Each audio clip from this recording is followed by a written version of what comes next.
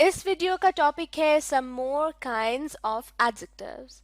Kinds कहा जाता है किस्मों को और एडजेक्टिव्स कहते हैं ऐसे अल्फाज को जो कि नाउन्स को डिस्क्राइब करते हैं, यानी हमें किसी शख्स, चीज़ या जगह के बारे में बताते हैं कि वो कैसे है।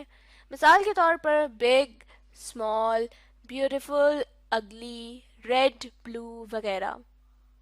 इससे पिछली कुछ वीडियोस में हम एडजेक्टिव्स और उनकी कुछ टाइप्स के बारे में पहले भी पढ़ चुके हैं, और इस वीडियो में हम एडजेक्टिव्स की कुछ और टाइप्स के बारे में पढ़ेंगे। तो चलिए मिलकर पढ़ना शुरू करते हैं। एडजेक्टिव की जो पहली टाइप हम इस वीडियो में पढ़ेंगे वो है प्रॉपर एडजेक्टिव। प्रॉपर एडजेक्टिव्स ऐसे अल्फाज होते हैं जो कि प्रॉपर नाउन से बनते हैं, यानी किसी खास शख्स, चीज या जगह के नाम से बनते हैं। एग्जाम्पल्स की मदद से समझते हैं। We are studying English grammar. हम अंग्रेजी ग्रामर पढ़ रहे हैं। यहाँ पर किस चीज़ के बारे में बात हो रही है? ग्रामर के बारे में। और ग्रामर चूंकि एक चीज़ का नाम है तो ये हो गया नाउन, और नाउन से पहले जो ये लफ्ज़ आ रहा है इंग्लिश, तो ये लफ्ज़ एक प्रॉपर एडजेक्टिव है। और ऐसा क्यों है? क्योंकि इंग्लिश का लफ्ज़ असल में बना है इंग्लैंड से, और इंग्लैंड है एक मुल्क का नाम, यानी एक प्रॉपर नाउन है। जो चीज़ इंग्लैंड से ताल्लुक़ रखती है, जैसे कि वहाँ के लोग और वहाँ की ज़ुबान वगैरह, उन चीज़ों को इंग्लिश कहा जाता है। कुछ और एग्जांपल्स देखते हैं। Pakistani mangoes are exported to India, यानी पाकिस्तानी आम इंडिया में भेजे जाते हैं। यहाँ पर किस चीज़ के बारे में बात हो रही है? मैंगोज के बारे में, आमों के बारे में। तो मैंगोज क्या है? मैंगोज नाउन है, और नाउन से पहले जो लफ्ज़ आता है वो एडजेक्टिव होता है। और ये जो पहले लफ्ज़ आ रहा है पाकिस्तानी, इसकी मदद से हमें पता चलता है कि आम जो है वो कहाँ से ताल्लुक़ रखते हैं। और पाकिस्तानी का लफ्ज़ चूंकि बना है पाकिस्तान से, जो कि प्रॉपर नाउन है, इसलिए पाकिस्तानी प्रॉपर एडजेक्टिव हुआ। Bengali people love to eat fish.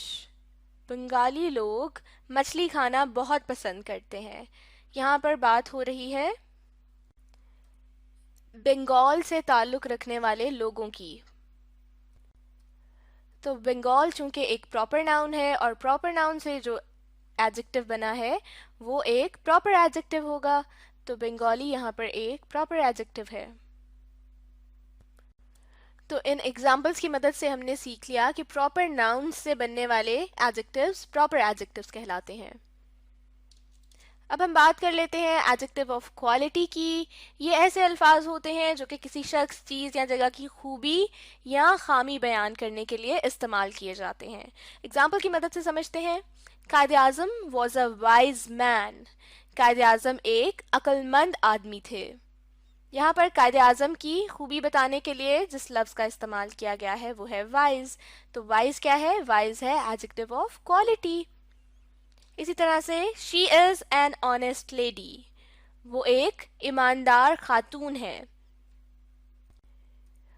तो यहाँ पर लेडी हो गया नाउन, और लेडी के बारे में जो लफ्ज़ हमें बता रहा है या जो इस नाउन को डिस्क्राइब कर रहा है वो है ऑनेस्ट, यानी कि ईमानदार। तो ऑनेस्ट क्या है? ऑनेस्ट है एडजेक्टिव ऑफ क्वालिटी।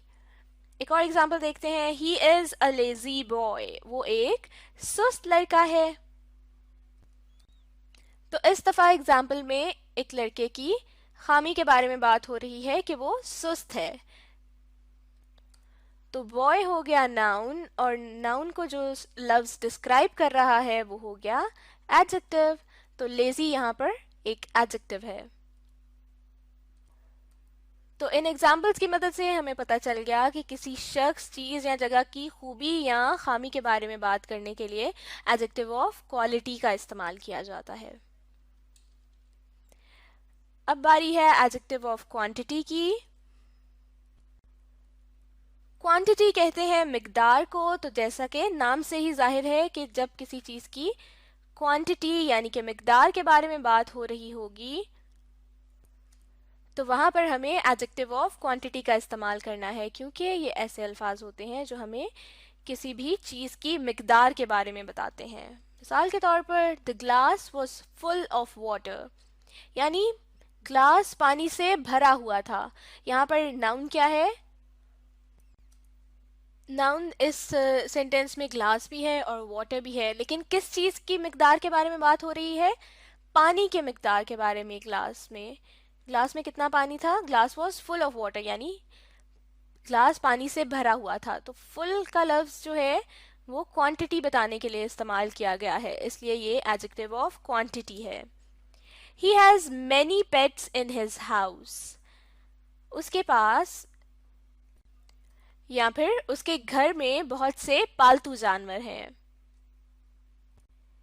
यहाँ पर पेट्स की क्वांटिटी बताने के लिए मैनी का लफ्ज इस्तेमाल किया गया है, इसलिए मैनी क्या है? मैनी है adjective of quantity. Add some sugar to my coffee. मेरी कॉफी में कुछ चीनी डाल दें। तो यहाँ पर चीनी की मिकदार बताने के लिए सम का लफ्ज इस्तेमाल हुआ है, इसलिए सम एडजेक्टिव ऑफ क्वांटिटी है। यहाँ पर ये बात याद रखनी है कि एडजेक्टिव ऑफ क्वांटिटी का इस्तेमाल किसी चीज़ की गिनती या नंबर बताने के लिए नहीं किया जाता, बल्कि किसी चीज़ की मिकदार के बारे में बात करने के लिए किया जाता है उसका इस्तेमाल। जैसे कि वो कम है, ज़्यादा है, या फिर कोई चीज़ थोड़ी है या बहुत है। तो इस बारे में बात करने के लिए जो अल्फाज इस्तेमाल किए जाते हैं उनको एडजेक्टिव ऑफ क्वांटिटी कहा जाता है, क्योंकि जब हम बात करते हैं किसी चीज़ की गिनती, तादाद या नंबर की, तो उसके लिए एडजेक्टिव की एक अलग किस्म होती है और वो किस्म है न्यूमेरल एडजेक्टिव। और ये ऐसे अल्फाज होते हैं जो कि किसी चीज़ की गिनती, नंबर या तादाद बताने के लिए इस्तेमाल किए जाते हैं। मिसाल के तौर पर फरा वॉन द सेकंड प्राइज। यहाँ पर बात हो रही है प्राइज की। फरा ने दूसरा इनाम जीता। तो प्राइज कौन सा था? प्राइज था सेकंड प्राइज। यहाँ पर सेकंड एक ऑर्डिनल नंबर है, यानी ऐसा नंबर है जिसकी मदद से हमें चीज़ों की तरतीब पता चलती है कि कौन सी चीज़ पहले आ रही है और कौन सी बाद में। और ऑर्डिनल नंबर्स को भी लिखने का एक अलग तरीका होता है, यानी उनको 1 2 3 इस तरह से नहीं लिखते, बल्कि फर्स्ट, सेकंड, थर्ड, फोर्थ इस तरह से लिखते हैं। लेकिन चूंकि ये भी किसी चीज़ का नंबर बता रहा है, इसलिए ये भी न्यूमेरल एडजेक्टिव कहलाएगा।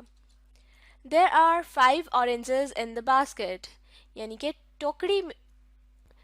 माफ कीजिएगा, टोकरी में 5 माल्टे हैं।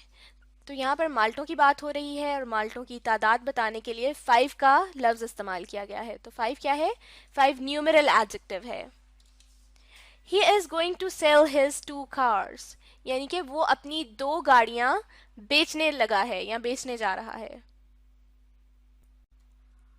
तो कार्स की जो तादाद है उसके बारे में बात करने के लिए यहाँ पर 2 का लफ्ज इस्तेमाल किया गया है, और 2 चूंकि एक नंबर है इसलिए 2 भी न्यूमेरल एडजेक्टिव है।